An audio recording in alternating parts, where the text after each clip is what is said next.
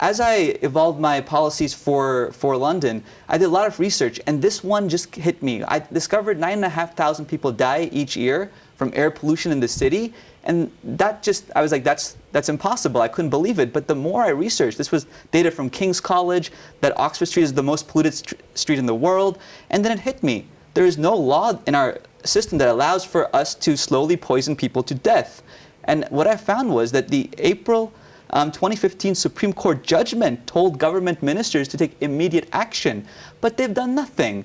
And clearly, we have a law called the Civil Contingencies Act of 2004, which says if the air is poisoned, leading to the death of people, we must immediately make legislation. And that just kills me. This is probably the biggest scandal of our time. And I really just want to end all fossil fuel combustion vehicles, all even power stations in this country at a later stage. But for now, for London, I think we can go to electric and hydrogen straight away because it exists. You talk about world peace and you're a big advocate for that, yes. Which is great, and that's something we all strive for. But let's bring it closer to home, the things that matter to Londoners, such as housing, for example. How are you going to tackle the housing crisis? Well, you know, I co-founded the fashion brand Nicole Cost, you know, with the fashion designer Nicole Cost, and she's the next Coco Chanel. So for me, I want to build social homes. People get a bit scared when they hear this. They think more like, and I want to build high-rise social homes. They think the 60s towers. But I'm a designer as well, you know. I know something about fashion. I'm a film director. So for me, I want to make beautiful social homes based on modular skyscraper construction, where basically with new breakthroughs in flat pack construction technology, you can build a 57-story building in 19 days. And we have 5,700 acres of land owned by TfL.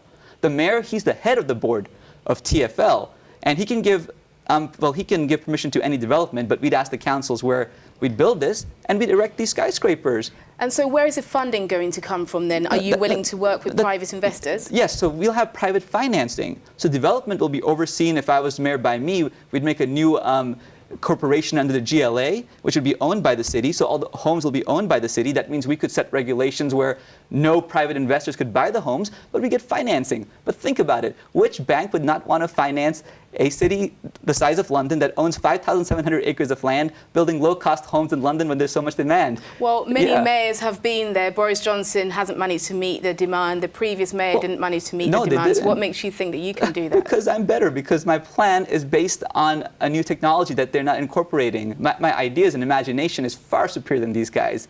You know? Okay. Come on. Well, let's talk about stay with housing now. The IPPR, which is Institute for Public Policy Research, and the London Housing Commission says that London needs to be building 500,000 new homes in the next 10 years. So the figure is 50,000 a year. Do you agree with that? And how are you going to achieve that? I want to build more. You know, like more than 50,000 a year. Yes. So I'm saying now this might sound audacious to some people, and I can appreciate from their perspective. I want to build 1 million homes in 4 years. It's a psychological mark. Because if I can build a 57-story building in 19 days, that's the size of Canary Wharf, basically. And okay, well, I mean, all of this sounds very interesting. Sure. And if anybody is sitting at home, they think 1 million homes in the next 4 years.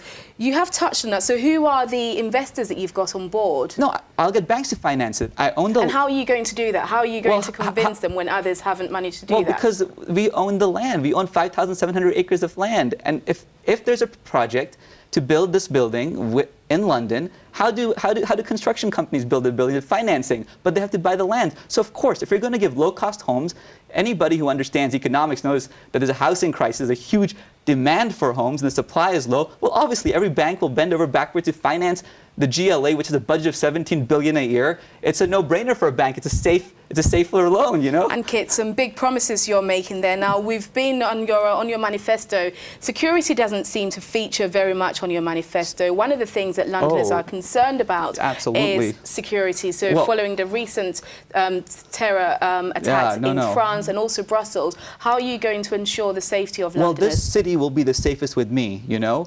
I come from a royal family in Jammu and Kashmir. I'm actually the holder of the last titles, the Maharaja of Jammu and Kashmir, the Emperor of Jammu and Kashmir. That might not mean much to many people, but this state has been the subject of terrorist activities since 1979. So for me, when I was born in '83, 9/11 was 24/7. So I really, really appreciate security concerns, you know.